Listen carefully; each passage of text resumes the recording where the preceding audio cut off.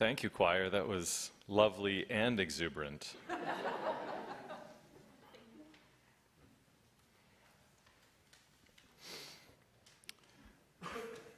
Please forgive me, my father said. I am so sorry, he said to the Pennsylvania state troopers. I didn't know. It was mid-pandemic and my father had been driving a double shift of Meals on Wheels to the homebound of southeastern Pennsylvania. He drove a plain white van and took a break near the midpoint of his route. He was eating an apple that day, and just like nearly every other day for the past few months, when he found his van surrounded by police, guns unholstered. They had been receiving calls about his van for weeks, scaring the local Amish community. What is just over that hill, the officer yelled. You tell me, my father shot back, fully acknowledging to me that his white privilege kept him alive that day. An Amish schoolhouse, the officer flatly responded. My father was immediately reduced to tears. He left and promised not to come back. He even sought out the local bishop to apologize and ask for forgiveness, and it was granted. You see, in the fall of 2006, less than a mile from where my father was routinely eating an apple, a man drove to an Amish schoolhouse and took the lives of 5 Amish girls before taking his own life with a gun. The subject of multiple books and covered extensively in the media, the Amish families affected by this tragedy attended the funeral of the killer, bringing food and donating money. The wife of the killer was surrounded at her husband's grave by the Amish families of the slain girls. In a remarkable act, they had forgiven their own daughter's killer. An Amish elder said, "How can we expect forgiveness if we can't give it?" I am reminded of this every day as I stew over my ever-increasing list of resentments. Resentments towards my wife, my coworkers, my children, the guy who just put down the floor tile in our new bathroom, right? Perhaps some of you can relate. My own silence and perseveration magnify the grudge. Like a horse with blinders tethered to a buggy, I'm entrenched in my own daily think tank of disasters. I like to gently remind myself and my mother of this by asking in a Dr. Phil tone of voice, "And how's that working for you?" But there is hope in forgiveness. We can grant forgiveness even when it is not asked for, and it can open doors that have been closed for years. It can clarify misunderstandings, because to forgive someone is to understand their story. My relationship with my parents was transformed when I forgave them for the major traumas of my childhood: divorce, abuse. My parents did not ask for forgiveness, but knowing their stories made it so much easier to grant. And so we forgive others and ourselves if we try. Sometimes it is harder than others, much harder, but the more we do it, the easier it gets. The nickel mine school where the shooting occurred was torn down soon after the shooting, and a new one was built nearby. They named it the New Hope Schoolhouse. The tragedy always struck me in a particular way because I grew up in a one-room schoolhouse. My parents had converted to our home. Carved in stone over the half-moon window above the door are the words "Rebuilt 1875" and the name of our schoolhouse, Hope. We simply called it Hope. When my dad sold the schoolhouse when I was 18 and went away to college, I took one souvenir from the farmer who sold our Hope, this skeleton key, and it still works the original lock. So I never realized the profundity of it all until now, but forgiveness has been my key to hope, and maybe it's yours too. I'm going to leave that there for you.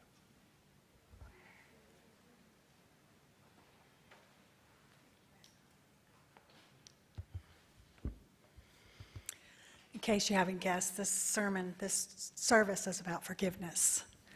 I based it about a book called Forgiveness and Exploration. This is a book by Marina Cantacuzino, who, this is her second book.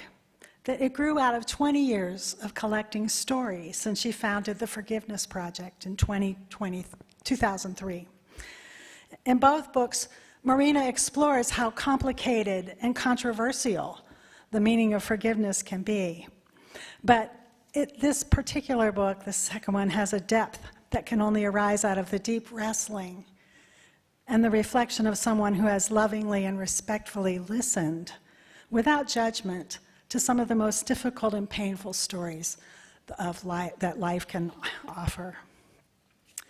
Marina was encouraged by her publisher, Simon & Schuster, to write this second book because they believe that what our world needs now is a little more forgiveness. We kind of have a lot too much revenge going on. She was reluctant because, it's not like it's a huge bestseller, her first one, Forgiveness. People don't go purposely to buy these books, usually. And usually, people write books about forgiveness where, 9 steps to forgiveness, that kind of thing. It's a simplistic sort of way of approaching it. And this book challenges that. You cannot approach forgiveness in a simplistic way, especially when forgiveness is an act that seems impossible in relation to the harm that was done. So I'm going to share with you some of the little excerpts of stories that she picked up. This book is so intense, it's like a university semester course. The Algerian-French philosopher Jacques Derrida comes to the conclusion that forgiveness can only be effective if it is difficult, because in his view, the only wrongdoing that calls for forgiveness is that which is unforgivable. Forgiveness, he says, is not and should not be normal, normative, or normalizing. It should remain exceptional, extraordinary, and in the face of the impossible. Sabine Birdsong blamed the abuses of forgiveness on Christianity. Condemning people who won't forgive and forget, turn the other cheek, is a deeply ingrained religious hangover from Christianity, she says. We condemn persons who won't forgive, saying they are poisoning themselves, which is paramount to another Abrahamic guilt trip. It was the Christian faith that moved some members of the victims' families to forgive 21-year-old white Dylan Roof, who murdered 9 people at Mother Emanuel Baptist Church in Charleston, West Virginia in 2015. They graciously invited him to join them in a Bible study. While some people found comfort in this remarkable refusal to hate, other people felt differently. The question was asked, does black forgiveness only serve to encourage white violence?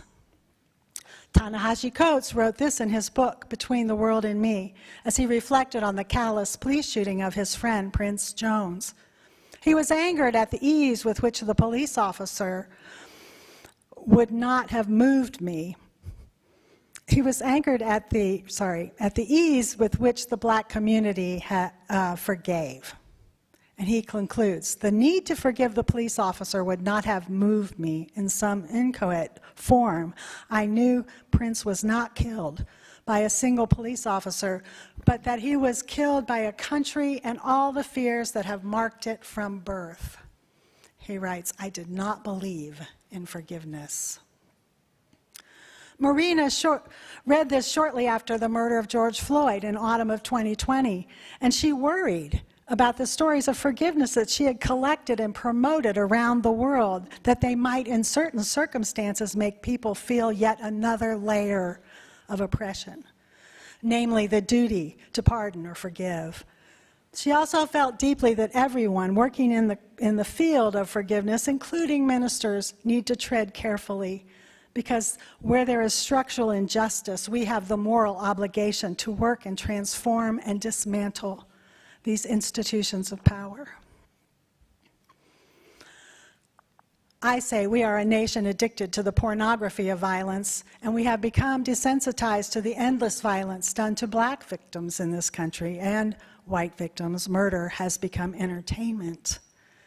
And the exploitation of violence that ends in tragedy, unfortunately, has become a very lucrative business. As someone who experienced firsthand the deep harm caused by those who would exploit tragedy for profit, I didn't hesitate to share my story with Marina. Elie Wiesel once said, "Exploiting human tragedy for the wrong reasons is vulgar. In order not to betray the dead and humiliate the living, this demands a special sensibility, a different approach, a rigor strengthened by respect and reverence, and above all, faithfulness to memory. If you must participate," he wrote, "in the exploitation of someone's tragedy, make certain that your goal is to elevate humanity." I have never doubted Marina's motives. Marion Partington's, whose sister was murdered by serial killers Fred and Rosemary West, explains that she had forgiven the unrepentant Rosemary West in that she herself might not be stuck in that place of revenge. But is it necessary to forgive in order to be freed from the need for revenge? I don't think so. Father Michael Lapsley is a priest and a member of the African National Congress. He was living in exile in Zimbabwe when he was sent a letter bomb through the mail. Father Michael said it was after he moved from New Zealand to South Africa that his identity, his personal knowing of who he was, shifted from being simply a man to being a white man. He could not participate in the dehumanizing, institutionalized system of segregation, so he became an apartheid activist. And when he opened that parcel, Father Michael lost both of his hands, one eye, and both eardrums were shattered. The bomb had been placed between the pages of a religious magazine and sent by senior officials of South Africa's security forces. It was an attempt to silence an outspoken supporter of South Africa's liberation struggle. Father Michael has always maintained that he doesn't hold on to hate, but nor does he forgive. He doesn't know who made the bomb. He doesn't know who sent the bomb. He says if someone were to knock on his door and say, "I am the one who sent you the bomb," I might say to that person, "Excuse me, sir, do you still make letter bombs?" If he were to say, "No, I work around the corner at the Red Cross Children's Hospital, will you forgive me?" my answer would be, "Yes, of course, I forgive you." And perhaps we would sit and drink tea, and I would say, "Well, sir, I have forgiven you, but I still have no hands. I will need someone to assist me for the rest of my life. Of course, you will pay for that person, not as a condition of forgiveness, but as a part of reparation and restitution." Father Michael founded the Institute for the Healing of Memories in South Africa, and he has what he refers to as a bicycle theology. He asserts that he has become a better priest and a better person since the bombing, but he points out, though his humanness and limitedness may demonstrate how compassion and gentleness are stronger than evil and hatred, but this is still not forgiveness. He says, if someone were to steal your bicycle, would you just shrug it off and tell them, "I forgive you"? No, you would first want your bicycle returned. This is a case for reparations. Claudia and I are going to do a study about the essay written by Tanahashi Coates, The Case for Reparations. I hope you will join us. Father Michael reiterates, we often reduce forgiveness to saying sorry, but we don't commit ourselves to that reparation and restitution, which is also the key elements of the journey to forgiveness. So I want to tell another story.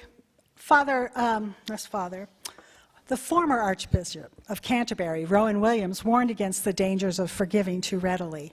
I think the 20th century saw such a level of atrocity that it has focused our minds very, very hard on the dangers of forgiving too easily. For if forgiveness is too easy, it's as if the suffering didn't matter.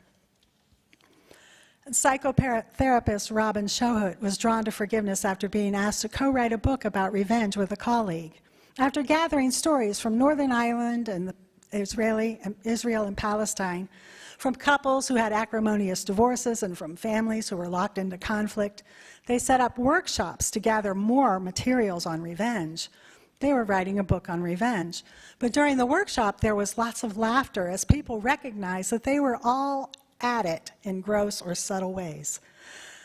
Gossiping, put-downs, forgetting, being late, not doing the dishes, sulking, withholding, refusing to acknowledge someone, envy, infidelity, being a failure, even being a success. While none of these may seem very vengeful, all could be viewed from the lens of revenge in certain contexts. That book about revenge was never written, and he began studying and having workshops on forgiveness. He says that revenge is a dead end. He who plots revenge should dig 2 graves, the saying goes. And with the discovery that revenge is an attempt to restore power does not work. Being obsessed with revenge keeps people tied to the wound and to the person who did the wounding. So I told you that Marina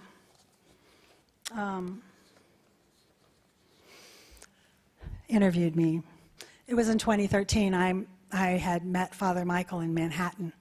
I was working as a victim outreach specialist for the 9/11 families, and one of those 9/11 families had lost their son, and they introduced me to Father Michael, and then Phyllis actually introduced me to Marina, who interviewed me about my story. So my daughter was murdered on November 1st, 2004, and my journey towards my life was turned upside down, of course, and Marina talks about this in the book. But this is the challenge. As a Unitarian Universalist minister, I was a brand new minister, had just taken my first church, and 3 months later lost Leslie. We are taught to uphold the inherent worth and dignity of every human being, every person. I cannot categorize people as good or evil, monsters or human. I can only seek to find their humanity, even when the person is the murderer of your child. This has been a difficult sermon for me to write. Reading this book has opened me up to new levels of understanding of my own journey of walking towards forgiveness for the past 18 years. She shared parts of my story in both of her books, but in this particular book, towards the end of the book, the chapter is titled Out of the Straitjacket, and the majority of the book is related to forgiveness for people who are involved in religion. Something about this story she wrote, what she wrote, not about my story, but afterthought, caught me by surprise. It took my breath away. I had told her about my journey towards forgiveness and how it began with Sister Helen Prejean, who wrote the book Dead Man Walking, and was later made into the movie starring Sean Penn, and Susan Sarandon played Sister Helen, which is really hilarious, but she looked great. I wouldn't have minded. But anyway, Sister Helen agreed to talk to me because both of my sons wanted the death penalty, and have been against it my entire life. She told me the story of how the mother of the 2 murderers, they were brothers, how the people treated her so horribly, she couldn't leave her house. Kids cut up dead animals and threw them on her porch. It was in that moment when I heard that I felt compassion for the mother of the murderer of my child, who I didn't even know at the time. I didn't know who had killed my daughter then. But I realized there's something worse than being the mother of a murdered child, and that is to be the mother of a murderer. I've always said that Sister Helen poked a hole in my darkness. In that one moment, even the tiniest beam of light in a dark room can illuminate the room. It was the beginning of my journey towards forgiveness. I told Marina how I had asked to meet Eric's mother at the sentencing hearing. We had managed to achieve a plea agreement and avoided the death penalty. A death penalty trial would have been a nightmare. A whole other sermon about how messed up our judicial system is and how it holds victims hostage. The defense attorney brought her over to me after the courtroom had cleared and the media had left, I didn't want the media a part of my life at all. And Marina shared this in her book. I'll read it in her words. This is me speaking. I was absolutely terrified, but I knew as I saw her coming towards me that I needed to meet her. She was trembling. She was more terrified than I was. I was stunned how similar we looked. We were both the same age. We both had sort of blondish curly hair. And I thought, oh my God, she is me, and I am her, which gives whole new meaning to I am you and you are me. When Les sent me the lyrics to that hymn they were going to sing, it brought tears to my eyes. And she added this, moving from my story on to another. Well into our conversation, I asked Kathy how she felt about forgiveness, realizing this might be a hard subject to access. Because of her many years of experience as a Unitarian Universalist minister, I was interested if this was something that she hoped to achieve. I forgot to say that after I recognized Eric's mother as myself, we just simply embraced. There was deep compassion and relief in that embrace. I have asked to meet her again, and we can't find her, and I think about her a lot. So after she asked me that question, I told her this story. 2 years after Leslie died, I read in the news about how the Amish had forgiven the murderer of those 5 children. I said to my grief counselor when I went in to see him the next time, damn, the Amish. I do not believe this. I don't trust this. It can't be true. I have been struggling for 2 years. How can this be true? And he said, Kathy, it's not that they instantly forgave him, but their faith calls them to walk towards forgiveness. As the gentleman said, if we cannot forgive, how can we expect to be forgiven? And I thought, oh, well, I can do that.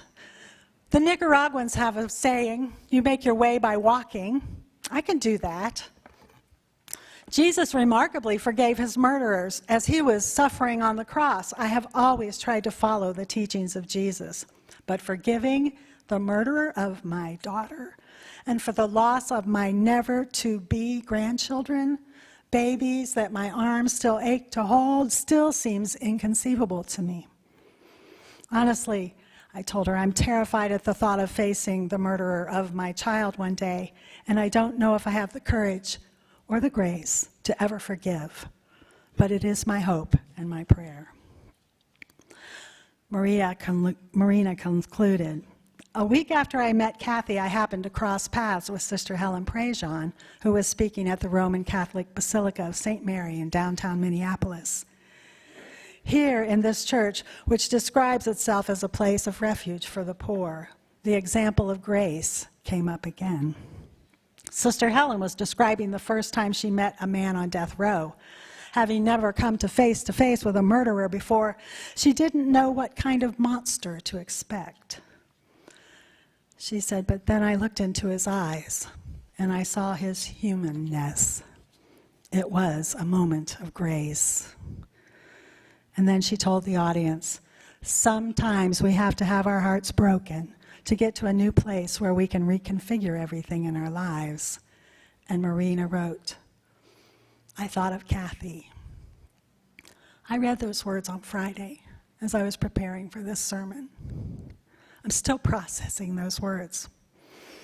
I can tell you that they had the same effect on me as the time Sister Helen poked a hole in my darkness. I don't have words or a metaphor yet, but once again, with Sister Helen, with the help of Marina, has succeeded in shifting the sands of my life and shedding new light on my path towards forgiveness.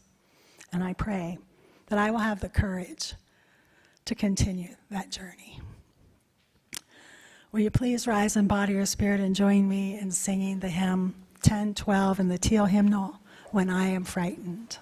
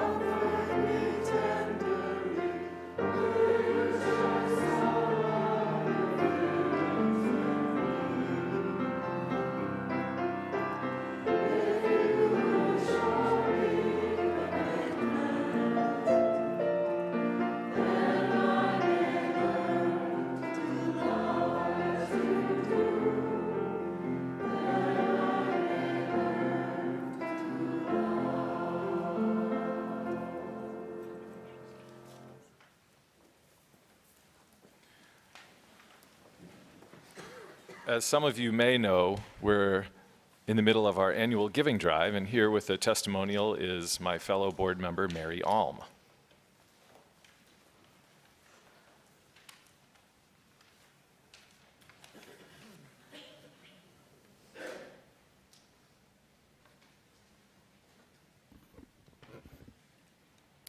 So, when Will and Wes invited me to tell y'all why the UU congregation of Asheville is so special to me, I accept.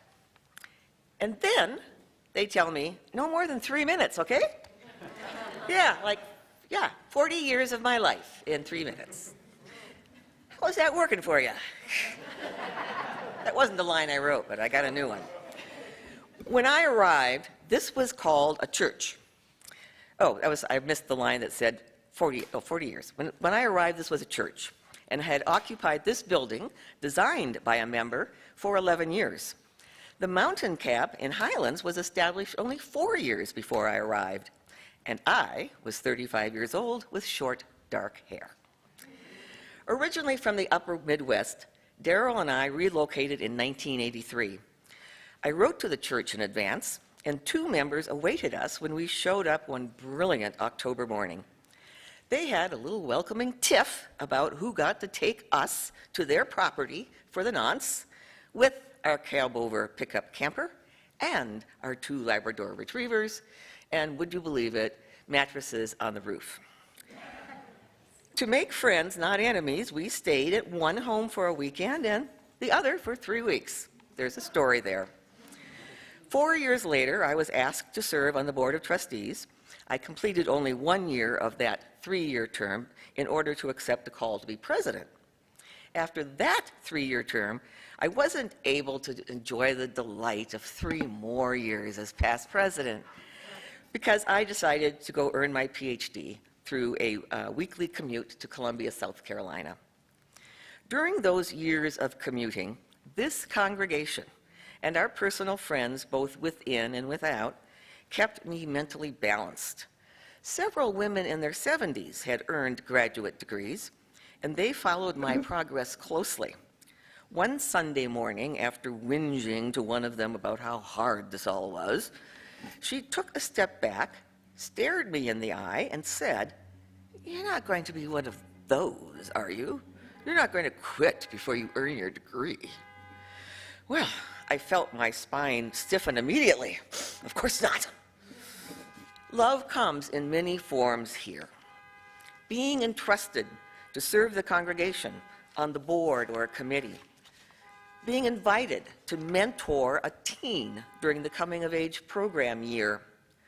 Being bequeathed the duty of keeping our chalice flame burning, as well as the respect of never doubting our discharge of that duty. I was in this sanctuary when 2 proud papas tried to sneak into a pew with their brand new baby back there. I remember a standing ovation. Maybe it was simply applause, but it was a very warm moment. At a coffee hour, a mother shared with me the fear her child felt the first time they came to church in the gendered clothing they preferred. "They won't like me dressed like this," said the child. I remember only gentle acceptance and smiles. In 2014, we had 2 ministers, both of whom pledged not to use their legal power to marry anyone until everyone could marry, and one of whom legalized the first marriage of a same-sex couple in our state. I remember general pride and happiness. Now, we're not perfect, but I feel accepted here too. And when I die and my plaque shows up in our memorial garden, let me find that, I trust I'll be accepted by the folks who beat me there. I've known a lot of those UUs. Been patted on the butt a couple of times by one, given personal papers by another about her work merging the black and white YWCAs in Asheville, and had my wine glass filled by several more. We love beyond the grave at UUCA. Remarks by me wouldn't be complete without a quote from our congregational covenant. Our life together declares that the future of each depends on the good, and might I add, the generosity, of all. And the future of all depends on the good generosity of each.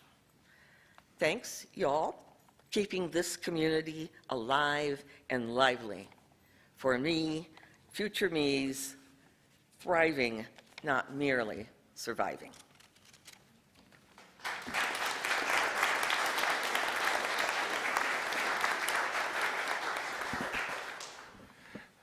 Thank you, Mary.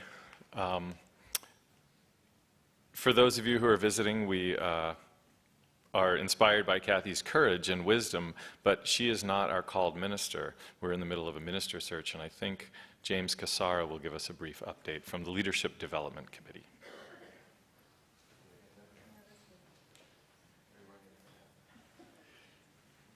Not updating the ministerial search. I am not part of that, but that's okay.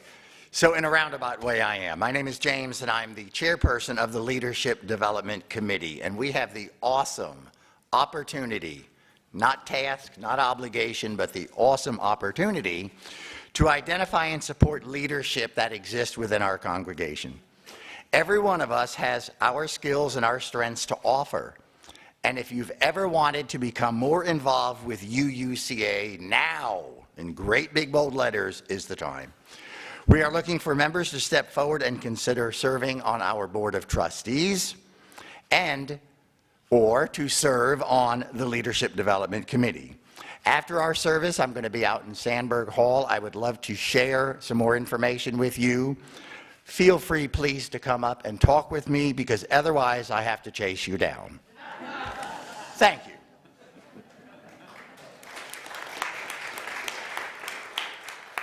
Thank you, James, for setting me straight. Yeah, he's on several committees, and I can't keep track of them all. Our announcements run as slides at the beginning of the service. If you missed them, just refer to Thursday's weekly e-news, as everything is described there. If you don't receive the e-news, ask an usher to show you how to sign up. Our community plate recipient this month is Planned Parenthood. You can donate by check, but be sure to write community plate in the memo line. You can also donate online. Today's offering will now be collected and gratefully received. If this is your first time here, please let the collection plate pass you by. This service is our gift to you, and your presence is your gift to us.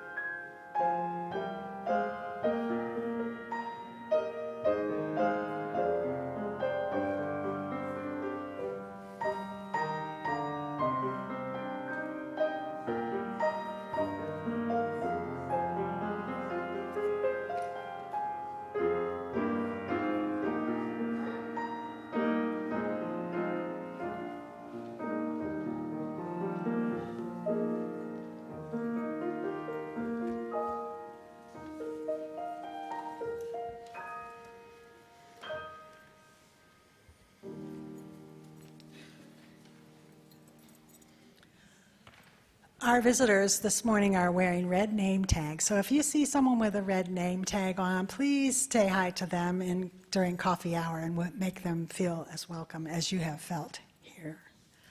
Closing words are from Reverend Jane Zepka.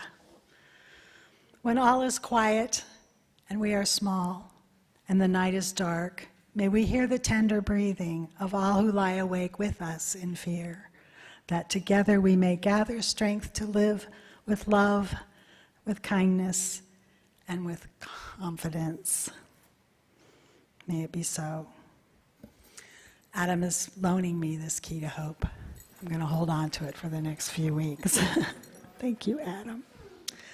So, please rise in body or spirit, and we're going to sing our closing song, Longtime Son, and also remember to stay after, where we all get to sing along with the choir that wonderful song, Hearts Wide Open.